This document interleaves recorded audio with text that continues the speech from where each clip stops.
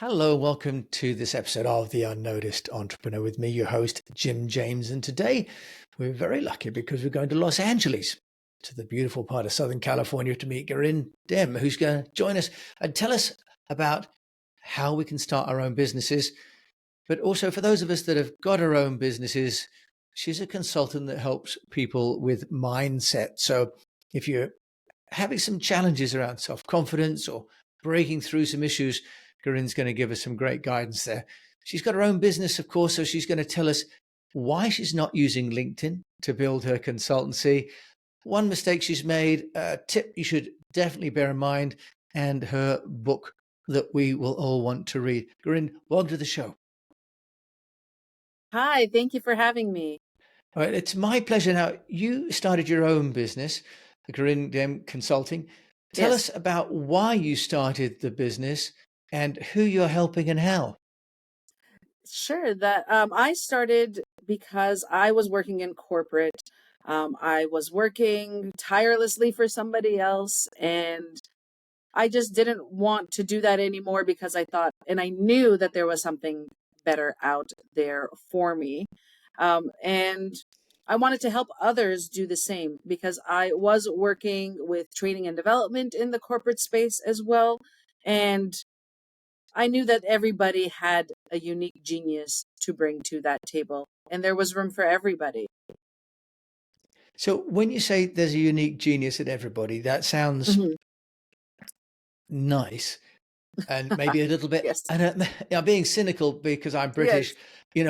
and we are, Mm. but does it sound a little bit nice? I mean, surely not everybody has a genius in them that they can monetize. I disagree. I think that everybody, if they put their right mindsets to it, and they have something to give to the world, they can absolutely monetize it.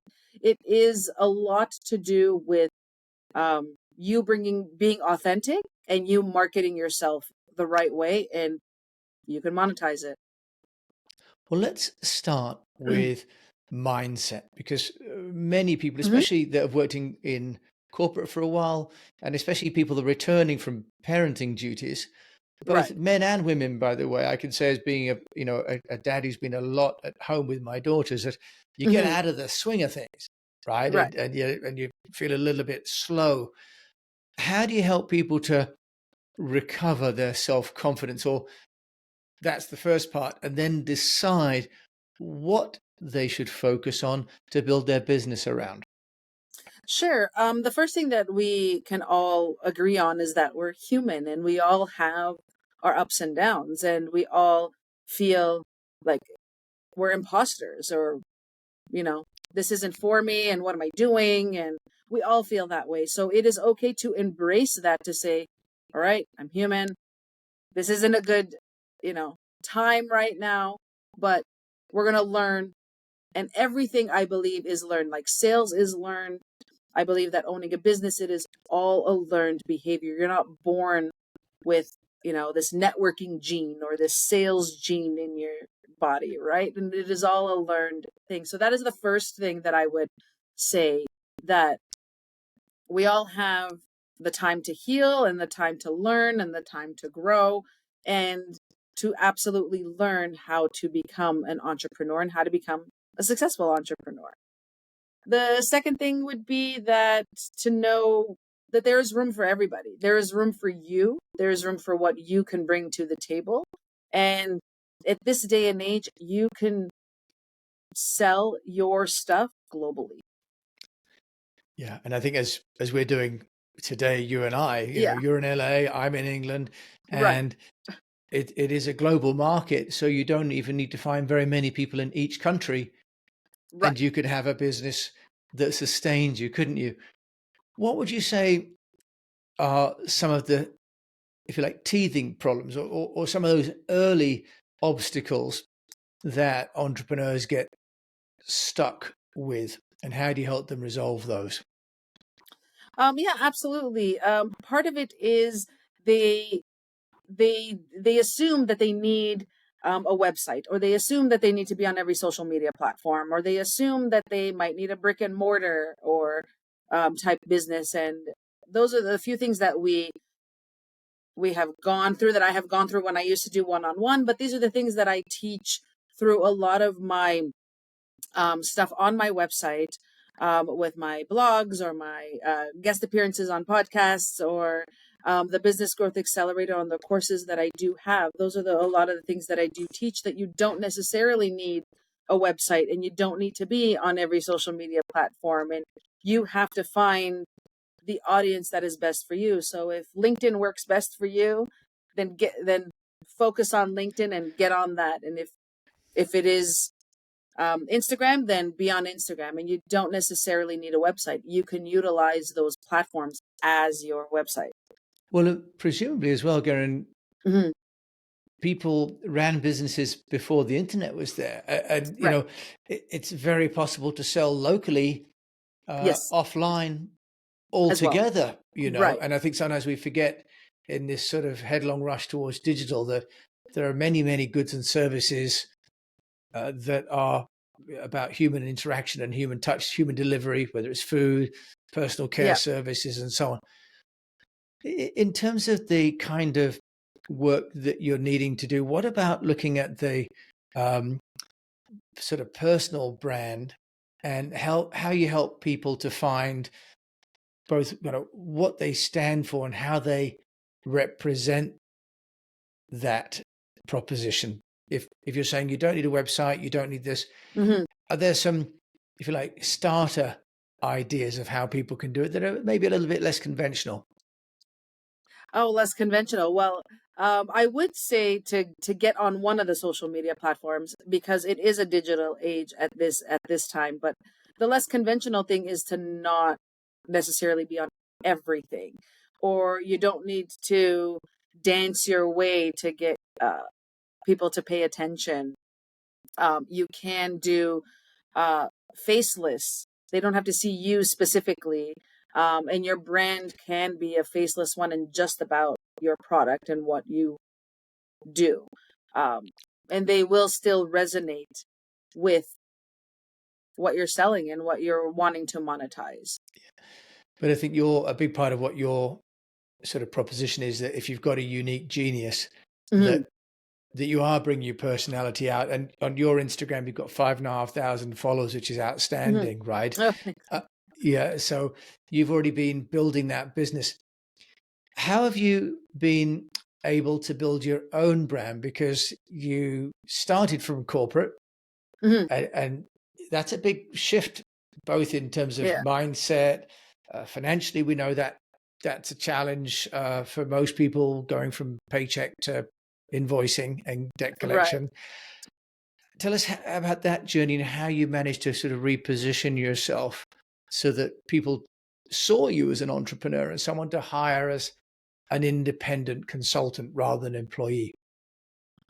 Well, it started for me in the beginning. So I had to be in the right mindset to turn around and say, well, I do have something to offer. I've been doing it under this corporate umbrella, and I was able to do it, and I was sought after in that corporate umbrella. So why wouldn't I be sought after without that corporate name behind me? So I had to do a mindset shift to understand, like, okay, I am able to do this, and people are listening to me. I don't have that, corporate name behind me, but what's the difference? I'm still me. I'm still authentically me. I'm still teaching the way I know how to teach, and show people how to take themselves to that next level. So the challenge Yeah. with interviewing you is that you are fundamentally optimistic, Gary. That's the thing. I'm like, I want to find an obstacle. Be like, no, I don't have any. I'm fundamentally optimistic. No, no, there And is. no, and I mean that There in the is best an possible. obstacle. Go on, you tell me your obstacle. Tell me your obstacle. So that at that moment, the obstacle was, at the end of the day, even though I believed in myself, a lot of people didn't, because they wanted that corporate name behind me. That was that obstacle. Exactly. And that's the thing. Yeah, Many people realize yeah, that they're sought after in an organization. And when they go yeah. outside, people say, well, actually, I bought the organization. It gave security. It maybe did different kinds of billing Hmm. and so on. And there's often some loyalty attached to a company. So how Right. did you overcome that? Because did you sell to the same clients but in a different guise, or did you have to go find new clients? Both actually, but I did start with the clients that I already knew and I already had, and I started with them, and I got them to give me testimonials. I got them to, I gave them a lot more value for what they paid for to get those testimonials for my site, for me to then learn and grow for myself, and them give me actual feedback to be like, and they, I think, were a little bit more honest because I was on my own instead of under the corporate umbrella. So they were honest to say, well, I don't like this and you should do that. And I was like, all right, I got this kind of Yeah. thing. And then from there, I would always ask them for referrals. That's the biggest thing.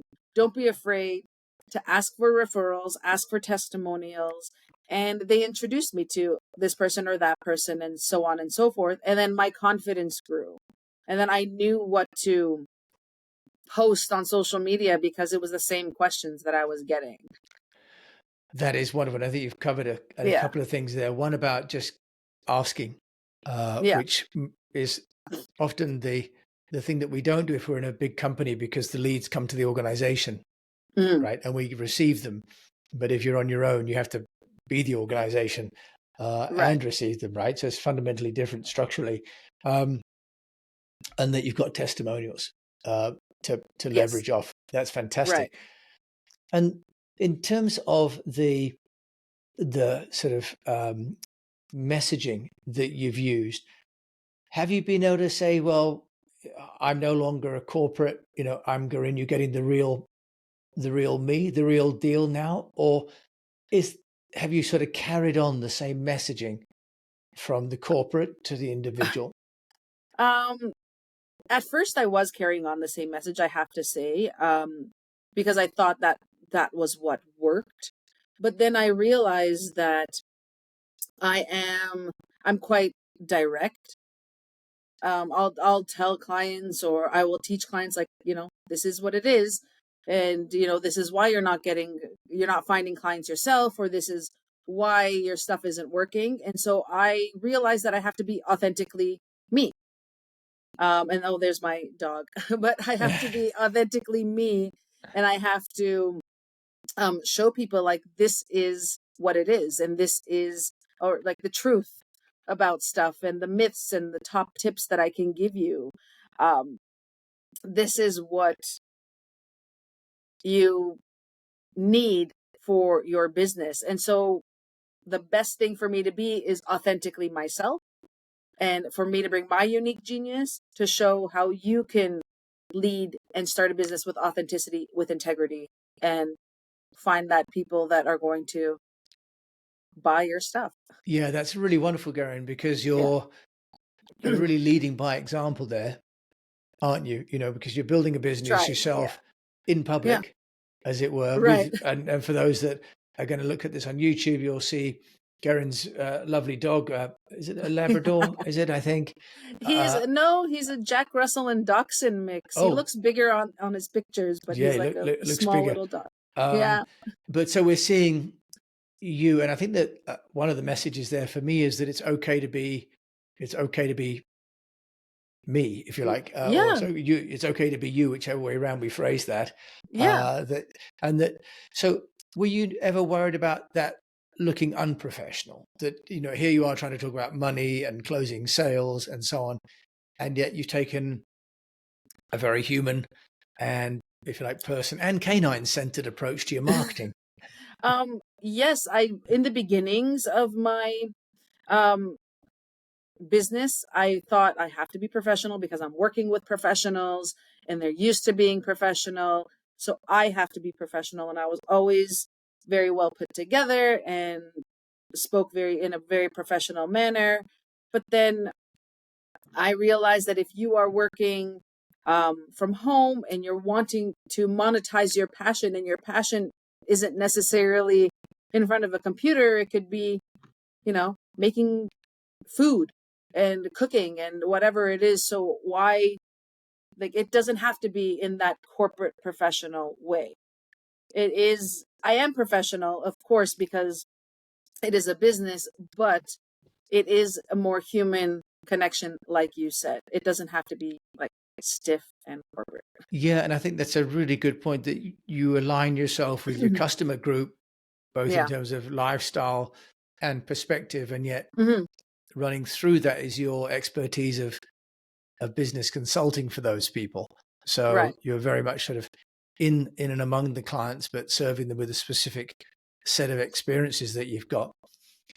Um, and I love how positive you are. You know, on your Instagram, you have, you can do anything, for Yeah. example, right? So you're fundamentally um, coaching sort of optimism as well. I can see that, which is wonderful. Now, plainly, you've come a long way in just 3 years, but we've all made one or two missteps. The goal of this question is not to embarrass you in any way, but just to say, is there something that you would say to fellow entrepreneurs and to your clients? Don't try this. This one isn't a great idea. I would say don't try a lot of things on your own. It's okay to seek help. Like I did a lot of um, advertising on my own without knowing what I was doing, and I wasted a lot of money um, advertising, uh, like either through Facebook advertising or Instagram advertising. And I thought, oh, this is great, and let me throw this post out there and advertise it and spend that money. And it flopped. It went nowhere because I didn't know what I was doing. I didn't know the things that I needed to do on the background of it. So there are certain things that it's okay that you seek help yourself and you seek professional help on your own. Like you can do things on your own, but then there's a lot of times where just get someone else to do it Yeah, for you. and I've lost track of the number of people who have lost so much money on Meta ads that have not Yes, generated anything. a thing, anything. Yeah, most would be better off Yeah, going and buying people free coffee, and yeah. entertaining potential clients in person.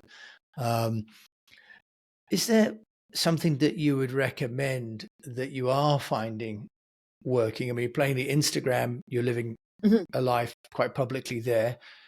Any other sort of strategies that you do recommend as sort of a takeaway or number one tip for entrepreneurs? I think that a lot of it is to show yourself. I did say that you can do something faceless and you don't have to show your face and you don't have to dance or anything like that. But showing that I'm a real person, like especially with my dog, I think that when I show my dog or I show my family or I show a little bit of my personal life, it resonates a lot more. I get a lot more engagement from people when I show something personal and what I was doing. Like there was actually, speaking of Meta, I had one of my Facebook accounts, my personal Facebook account, kind of disabled. And I was talking about that, and that got the most engagement because it's something personal and something that happened. And I was like, yeah, I own a business, and my Facebook account got disabled because of bots, and that resonated the most. So I think that the takeaway is like be yourself and talk about anything else. You can tie it to your business, of course. When I say I love my dog and I can hang out with my dog all day long because I'm at home, Yeah. so I can tie it to that. But people love seeing pictures of my dog and they love, trying to get to know me, even though they live across the pond, as they say. Yeah, that's so interesting. So you've got clients here in the UK, presumably, and around the Mhm. world. It's tremendous. As you say, you can even live your own passion, and you've living proof that you can build a Yeah, passion into a business. right. Garin, I'm always so inspired by people, like you, and you obviously listen and learn from other places. Can you share maybe Yes. a book that you've been reading or have read, and what you've learned from that?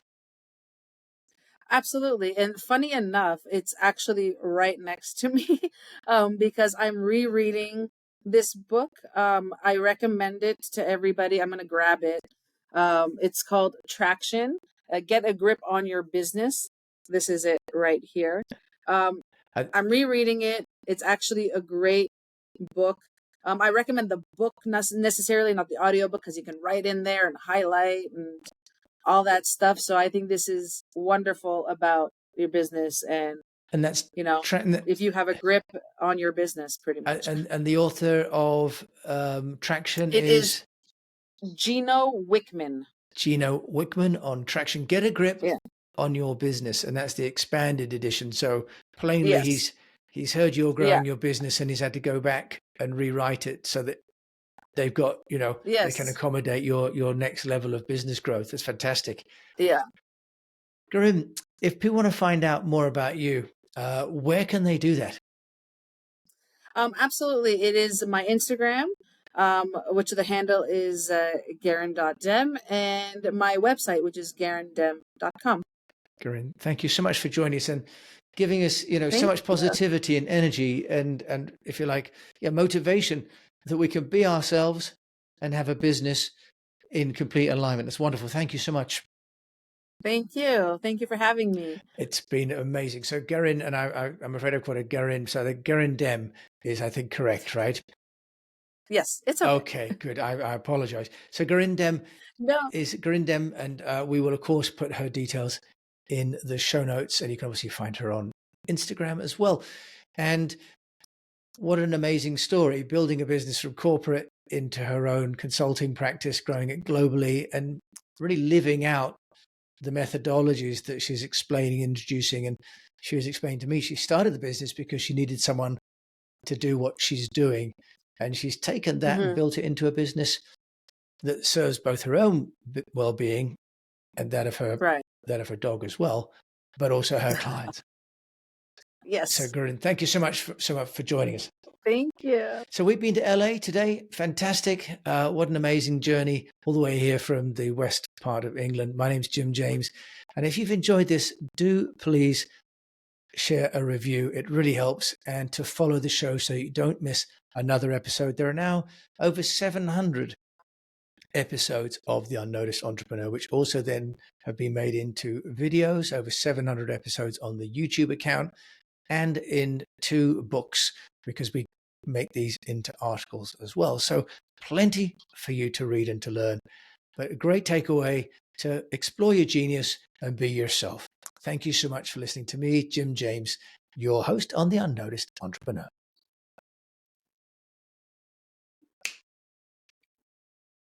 Okay.